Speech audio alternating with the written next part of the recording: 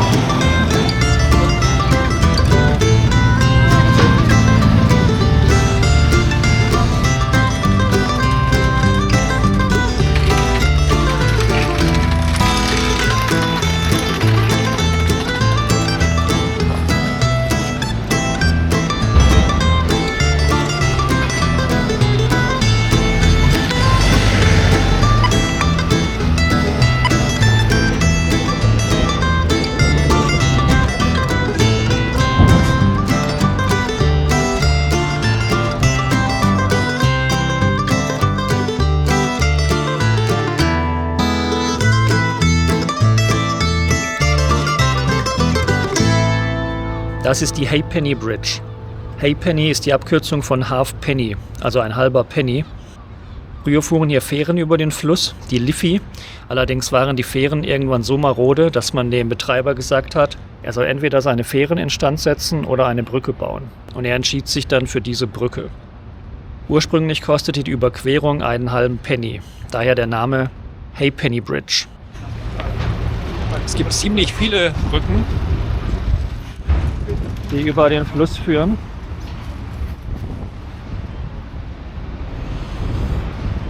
Und auf den Brücken im Stadtzentrum sitzt in der Regel ein Bettler. Ich schätze, so ein Platz ist unter Bettlern sehr begehrt.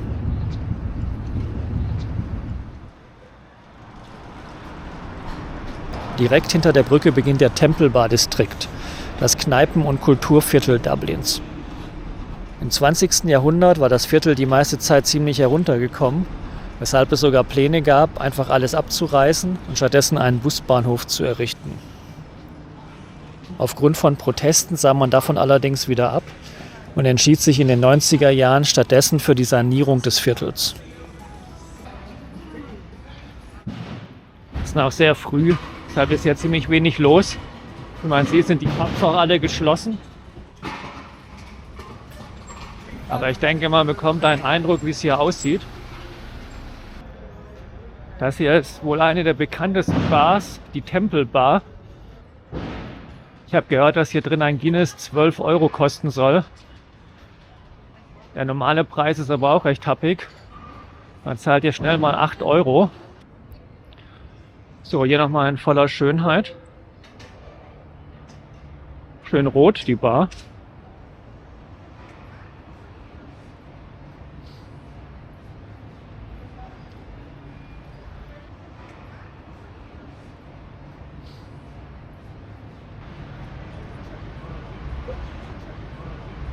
Mal schauen.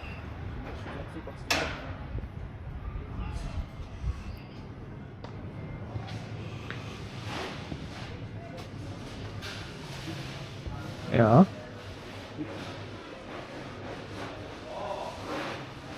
Das ist James Joyce.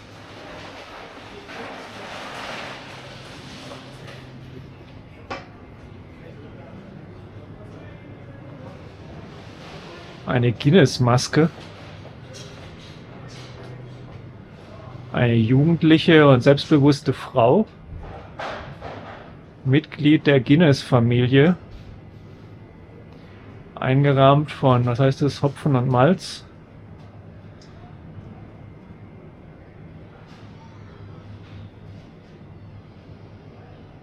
Mhm.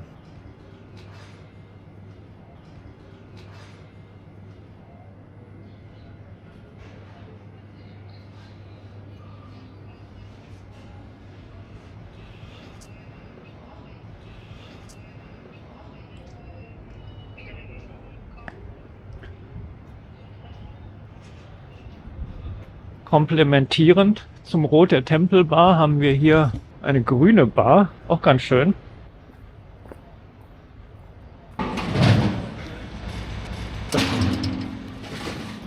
Hier kommt das Guinness.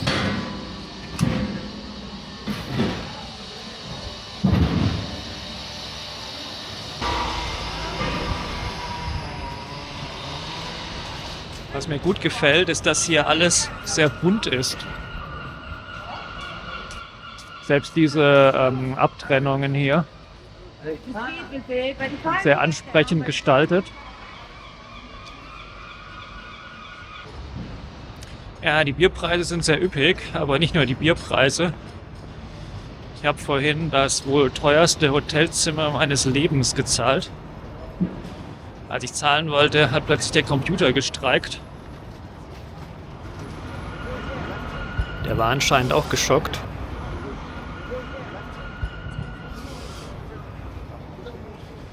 Der Spruch von dem Hotel ist witzigerweise: Liebe den Preis. Gemein ist allerdings, wir lieben den Preis. Also aus Sicht des Hotels.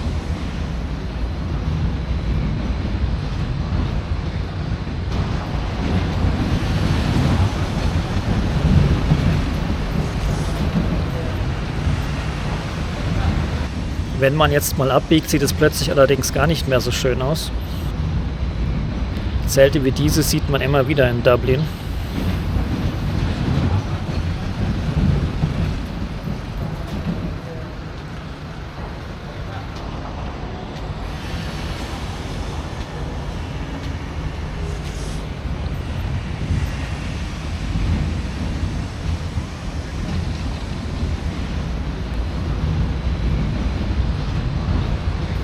Hier werden offenbar Sachen angeliefert.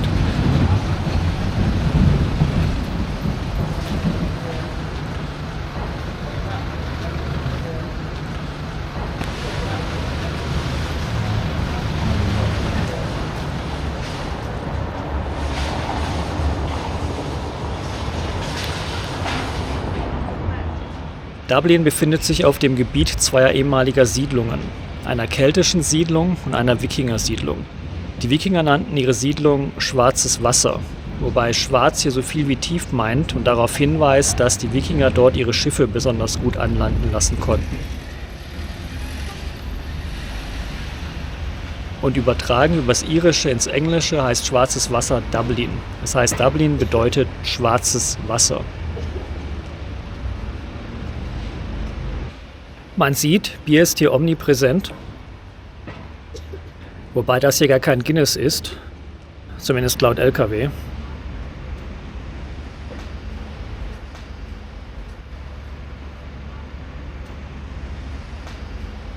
Noch mehr Bier.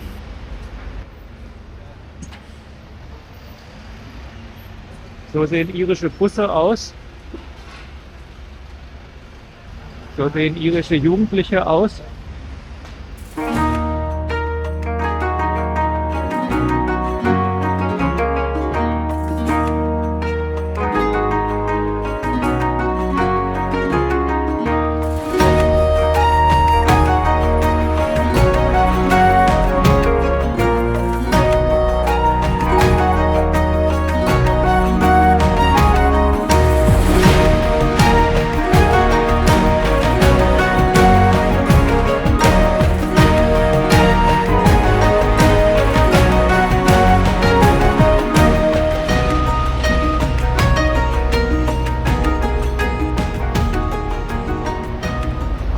Wie laut es Ampeln in Dublin nur sehr kurz grün sind.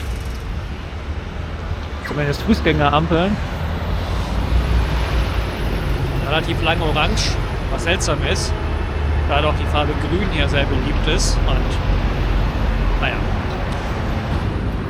Vor uns liegt nun die O'Connell Street, benannt nach Daniel O'Connell.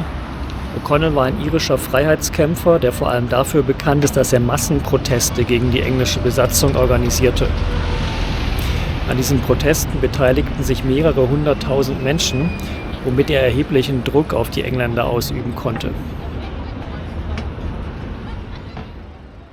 Soweit ich gelesen habe, war bei der Ansicht, dass man sich auch bei Protesten an Gesetze halten muss. Und da die Engländer dann gesagt haben, Massenproteste passen nicht so ganz zu unseren Gesetzen, hat er die dann trotz Erfolg wieder eingestellt. Und ist damit letztlich auch gescheitert. Ob es so sinnvoll ist, sich an die Gesetze von Besatzern zu halten? Vermutlich eher nicht.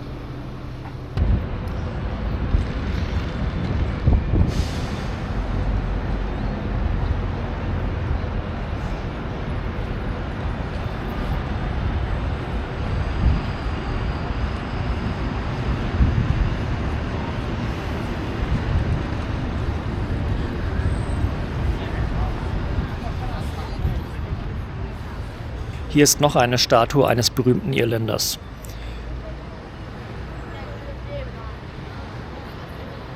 Und zwar von James Joyce. James Joyce ist vor allem für seinen Roman Ulysses bekannt, in dem er auf 1000 Seiten einen Tag in Dublin schildert. Hierbei geht es ihm allerdings weniger um eine äußere Handlung, als vielmehr um die inneren Welten und Gedankenströme seiner Protagonisten. Wie lesenswert das Ganze ist, sollte am besten jeder selbst beurteilen. Auf jeden Fall war der Roman zeitweilig wegen Obszönität verboten, was ja erstmal ganz interessant klingt. Ein anderer bekannter Autor, der in Irland lebte, allerdings Engländer war Jonathan Swift, der den Roman Gullivers Reisen geschrieben hat, der, glaube ich, bekannt ist und vermutlich auch etwas eingängiger als Ulysses. Swift war zwar Engländer, aber sehr pro-irisch eingestellt und deshalb auch bei den Iren sehr beliebt. In seiner Freizeit verkehrte er gerne in Trinkclubs, die es hier in Dublin in größerer Zahl gab. Ein recht bekannter von diesen Clubs, wobei Swift dort nicht war, weil er hat sich da mal abfällig drüber geäußert, oder vielleicht war er auch erst da. Er hat sich dann danach abfällig geäußert, war der Hellfire Club. Sehr berüchtigter Club, in dem verschiedene okkultistische Handlungen und Orgien zelebriert wurden. Und einmal haben diese Hellfire-Leute sogar das Haus, in dem sie ihr Gelage abgehalten haben, angezündet, um schon mal einen Eindruck des Höllenfeuers zu bekommen. Dublin ist ebenfalls für diese bunten Türen bekannt.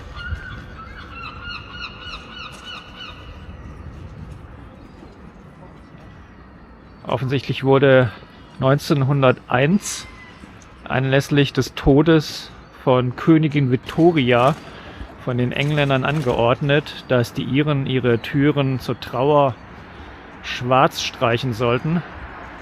Stattdessen haben sie die Türen aber bunt gestrichen.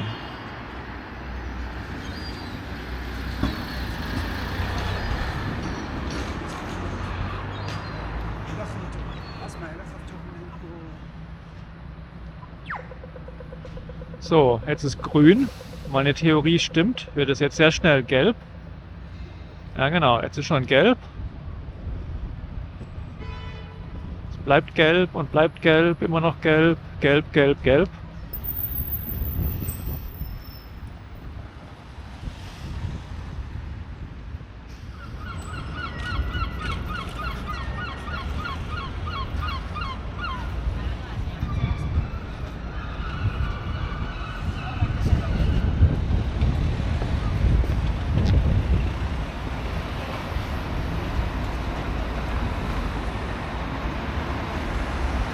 So, obwohl ich gar nicht weit gelaufen bin, sieht es jetzt schon deutlich anders aus. Eher kleinstädtischer.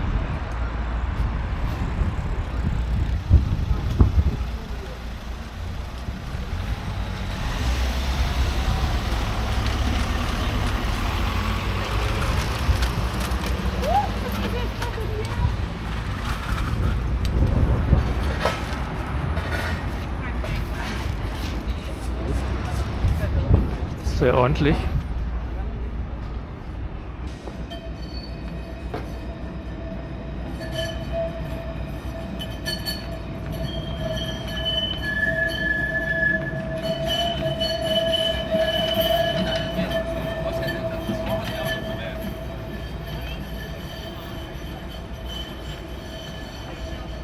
Alles schön bunt. Aber auch hier sieht man ganz gut den Verfall, der hier Einzug gehalten hat.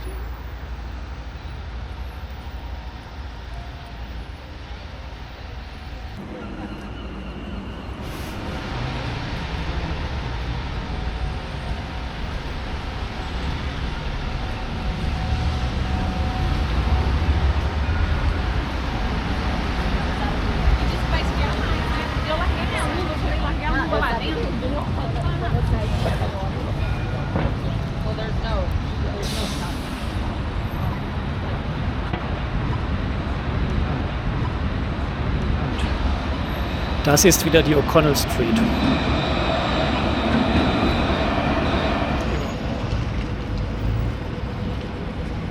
Wow. Und jetzt? Ah, okay, gut.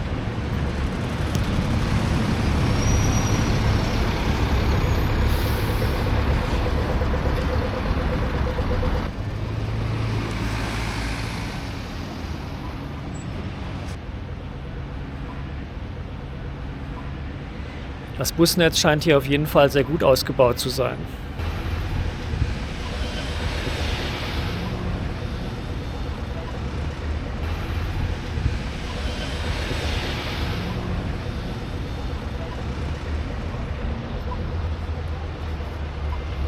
Ich hätte jetzt gern einen gleitenden Übergang auf den Rückweg, aber die Ampel will nicht umschalten.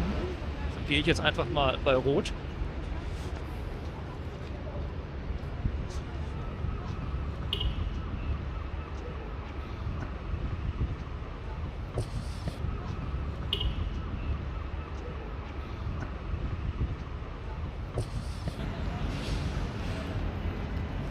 Hier ein ganz interessantes, ja, was ist das?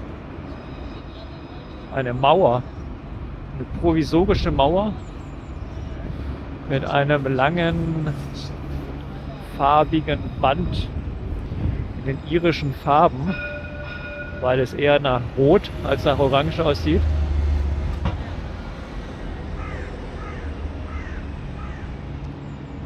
Nun ja.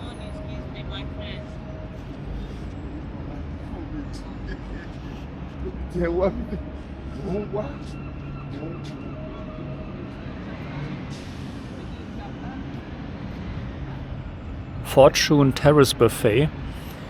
So ganz glücklich sieht das leider nicht aus.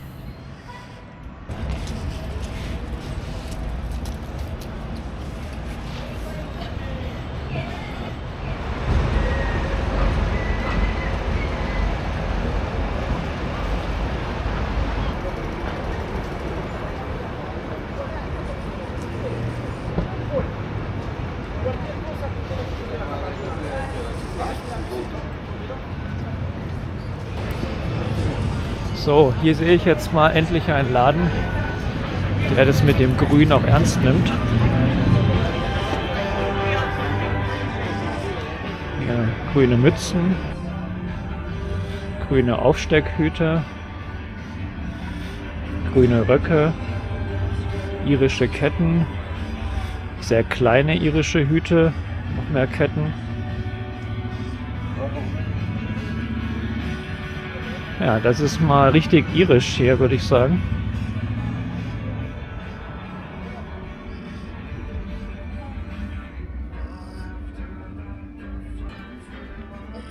Auch schon für den Nachwuchs. Ah, das ist ganz schick. Schafpullover. Sogar Anzüge. Krawatten.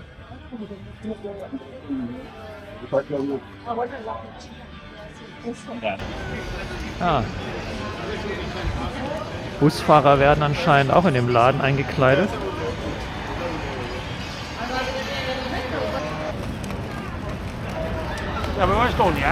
Gut, langsam füllen sich die Straßen.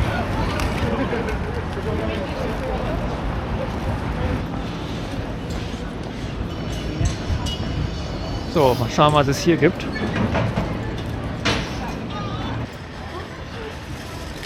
Ein Markt. Auch schön.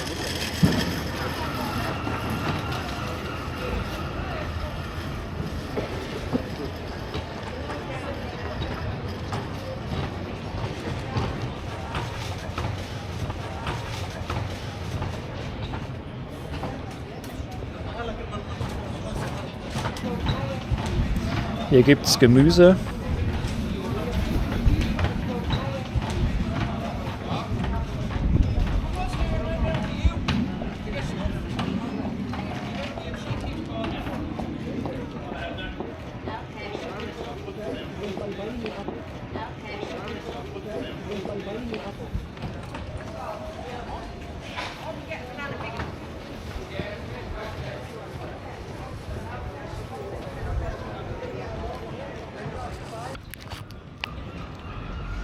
nachdem es jetzt bereits die eine oder andere Referenz auf Bier gab, werde ich mich nun zum Guinness Storehouse aufmachen.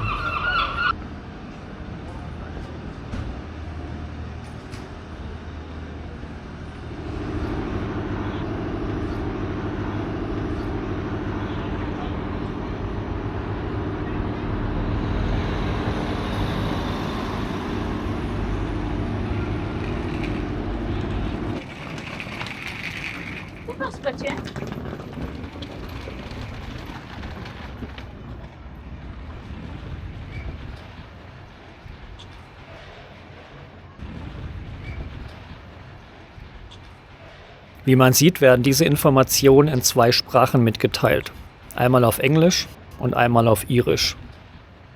Heutzutage verwendet nur noch eine Minderheit der Iren Irisch als Alltagssprache, wobei man die meisten irischen Muttersprachler an der Westküste trifft.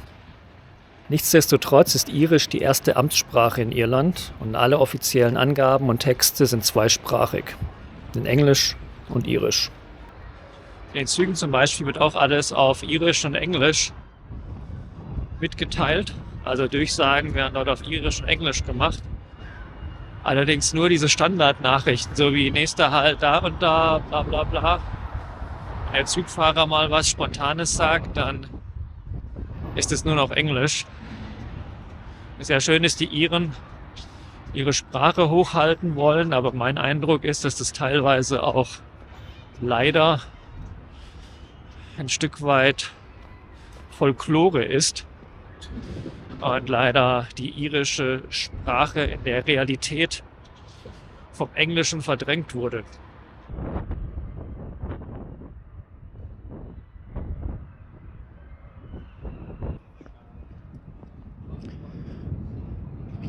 Auch hier ein Beispiel für die Zweisprachigkeit. Ja, aber die Dinge, die quasi moderner sind, sind eben wieder nur auf Englisch. Hier nochmal.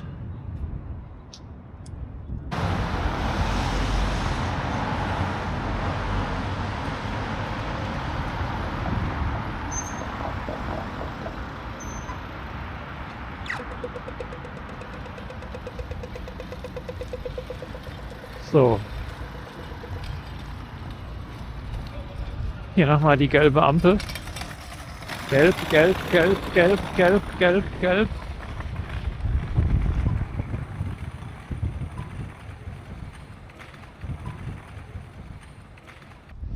So, also wer gerne gelbe Ampeln sieht, für den ist Dublin sicher eine sehr gute Wahl. Was haben wir hier? Eine große leerstehende Fläche, in der sich das Wasser staut.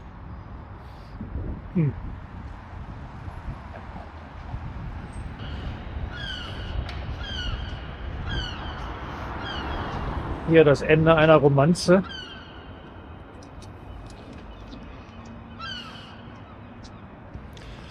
Iren gelten ja als sehr freundlich. Manche sind auch tatsächlich freundlich. Manche tun eher nur freundlich. Und manche sind anscheinend bestrebt, die Freundlichkeit der ersten Gruppe wieder auf einen internationalen Durchschnitt zu bringen. Diese Kette oder diese Fähnchen gefallen mir, weil da steht da dieses hässliche Auto vor. Mal schauen, was das ist. Okay, hier sehe ich schon ein paar Fässer wieder.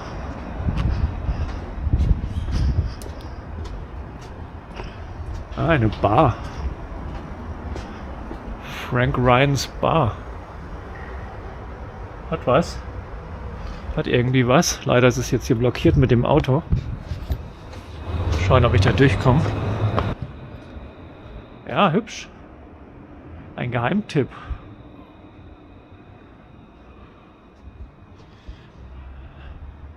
Hinterhofromantik. Was haben wir hier? Welcome. Auch die Eingangstür ist sehr ansprechend gestaltet.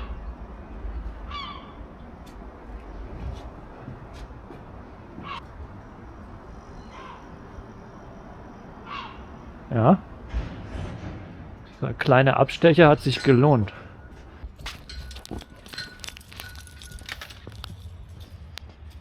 So, immer schön, wenn die Leute Platz machen. Ja, das war die dritte Gruppe.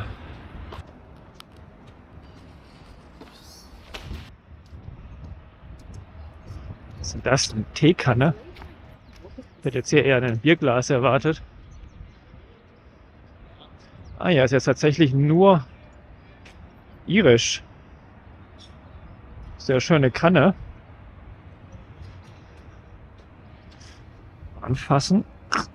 Ja. Ich denke, das reicht für ein Jahr. Ist jetzt hier Englisch auf der anderen Seite? Ja.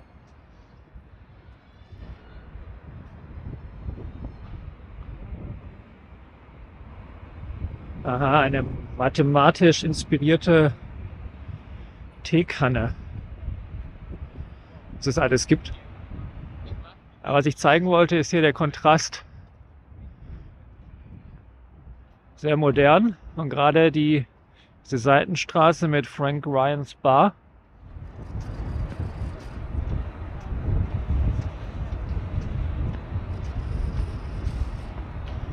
Das sind schon die ersten Gäste.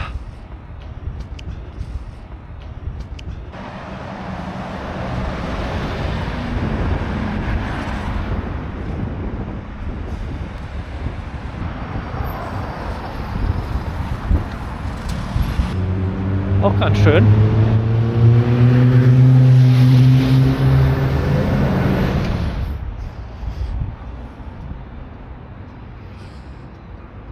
Das hier würde jetzt im Ostblock oder ehemaligen Ostblock, denke ich, nicht unbedingt als ungewöhnlich eingestuft werden.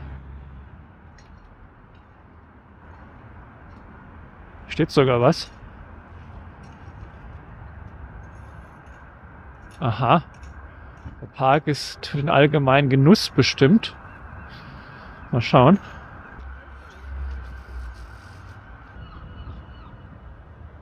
Eine vom Tierleben inspirierte Fassade. So. Nochmal dieses Wohnhaus. Hello, sorry. Want a picture? I've read this park is for enjoyment. Do you enjoy the park? I walk here. This park is the park, Okay. but we are the community garden. So we are separate. Community, what does community garden mean? We do. You're German. Yes. So moi. You speak German? Wir haben für den Park gekämpft. Okay. Wir haben auch dafür gekämpft, dass wir eine bestimmte Größe von dem Park bekommen. Ah, okay, das ist ja schön. Wo wir machen können, was wir wollen. Es war eine sehr interessante Begegnung. Die Frau kommt aus Sachsen, hat mir einige Tipps gegeben, wo ich hier noch hingehen kann, hat mich davor gewarnt, in die Guinness Brauerei einzugehen, weil man da nur abgezockt wird. Das wusste ich allerdings auch vorher schon. Die ganze Gegend hier, meint sie, gehört der Guinness Brauerei und die verkaufen jetzt zunehmend Wohnungen. Vieles bleibt aber einfach leerstehend, aus Spekulationsgründen. Und sie wird demnächst aus ihrer Wohnung geschmissen, obwohl sie hier schon seit 20 Jahren lebt. Aber in Irland scheint es ziemlich einfach zu sein.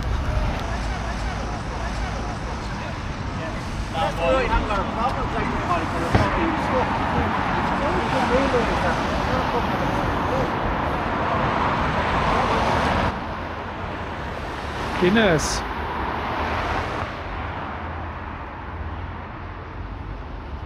Der Eingang wird bewacht. Ich glaube, es ist auch gar nicht der Touristeneingang. Okay, da ist ein Pfeil. Gehe ich da mal hin.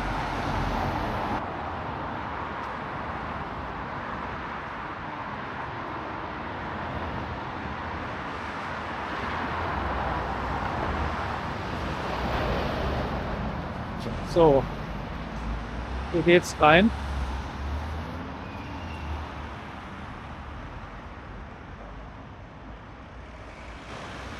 Mal schauen, ob das geht.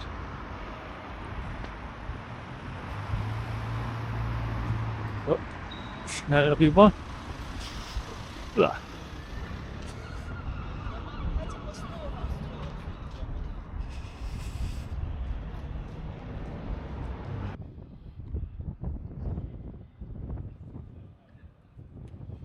So, diese bunten Plakate.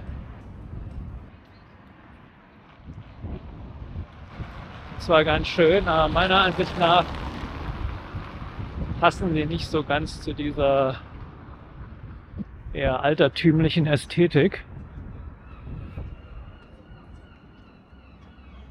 Ja, je weiter man kommt, desto touristischer wird es.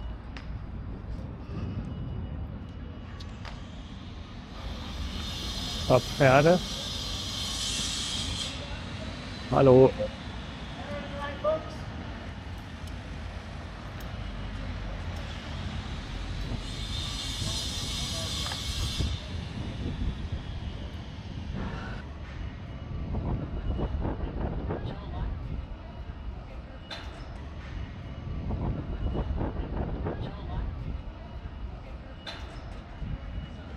Ja, ist vielleicht nicht der typische Brauereieingang hier.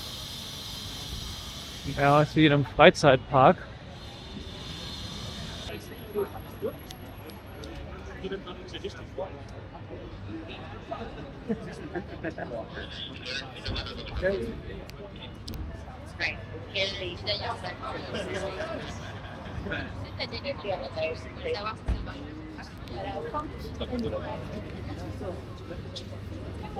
Excuse me. Hi. Hello, is it possible just to drink a Guinness here without visiting? You would need to buy a ticket. How much is this? It's around €30. It can depend on the day and time.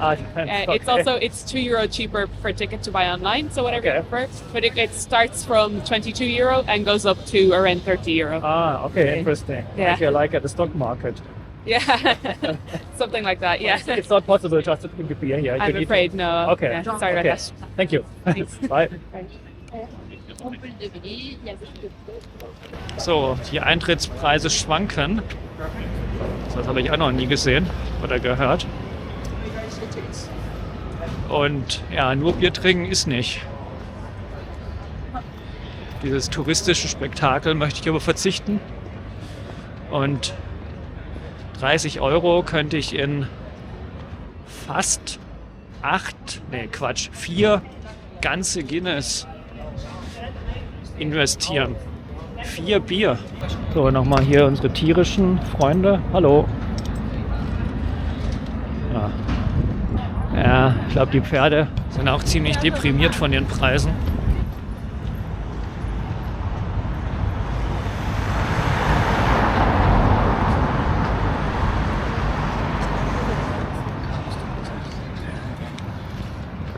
Ja, sehr beliebtes Guinness. So, ich filme mich einfach selbst vor dem Tor. Das ist sehr kostengünstig und meiner Ansicht nach auch sehr stimmungsvoll.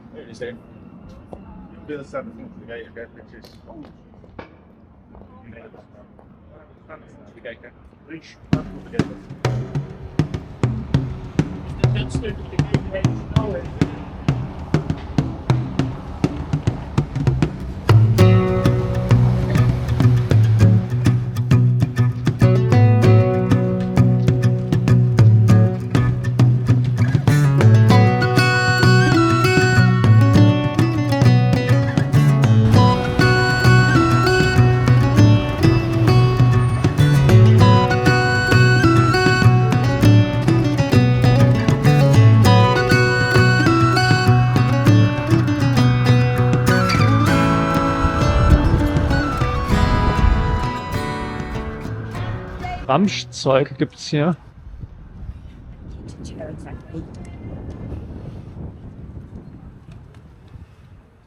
Man informiert sich über Halsketten.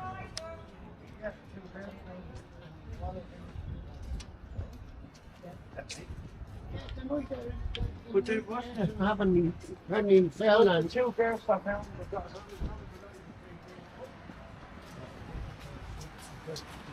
Hello. You're making films. Ah, yes, I'm filming Dublin. Yes. Yeah. What kind of a camera would you call that now? So, ich habe kurz eine kleine technische Beratung durchgeführt. Eigentlich wollte ich gucken, was das hier ist. Historische Aufnahmen.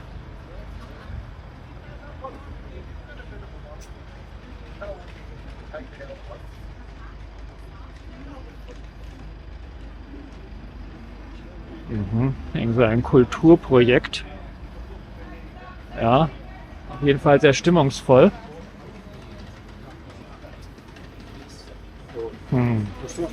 Jemand besucht.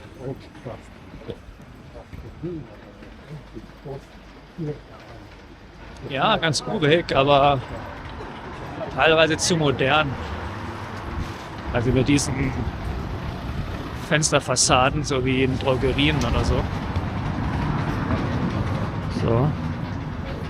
Aus wie in Thailand.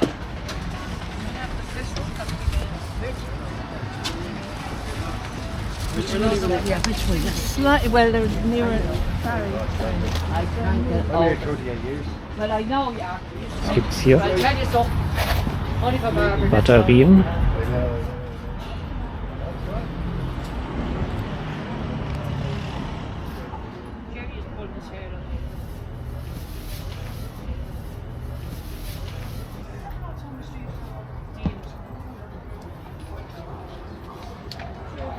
Witzig. So. Ganz schön. Gemüse. Kleiner Markt.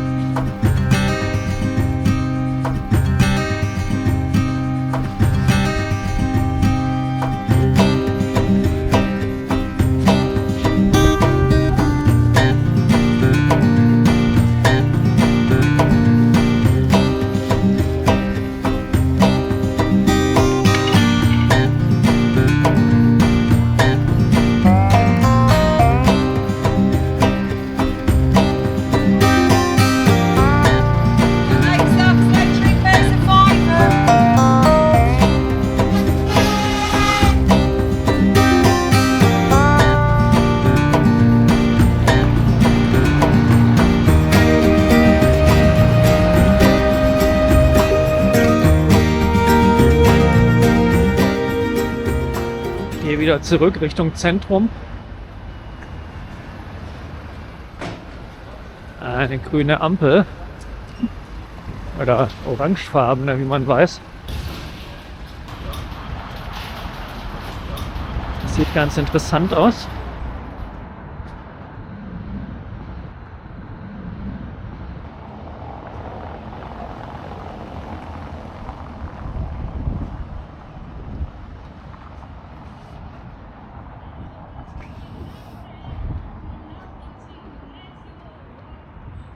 Da hinten wird musiziert. Vielleicht aber auch nur Konservenmusik.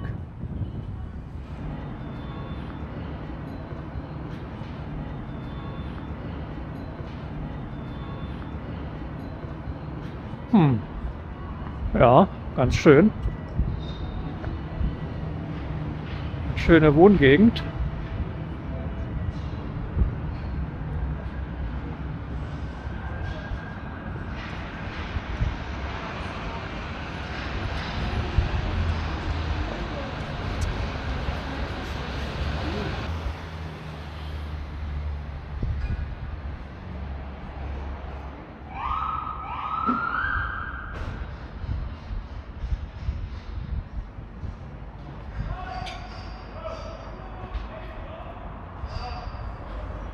Westgate.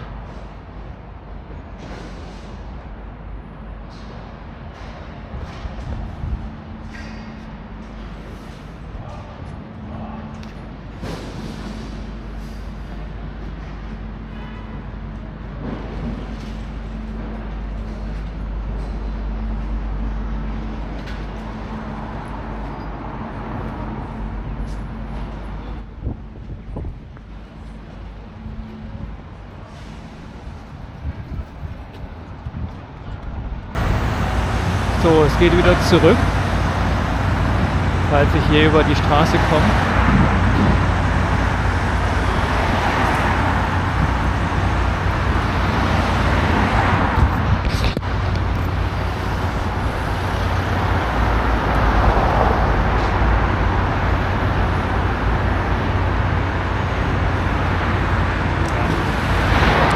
Vielleicht geht es hier schneller.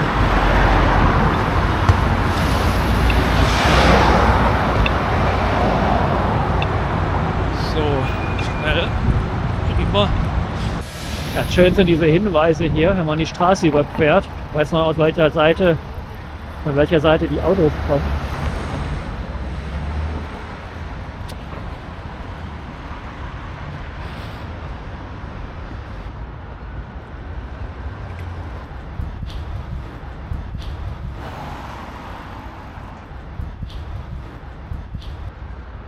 Und damit möchte ich meine Erkundung Dublins auch beenden. Da vorne kommt noch ein opulentes Gebäude, das ich abschließend zeigen möchte, was allerdings nicht als Anspielung auf die herausragende Qualität dieses Films verstanden werden sollte. Gut, ich hoffe, es war lehrreich und kurzweilig und sage auf Wiedersehen.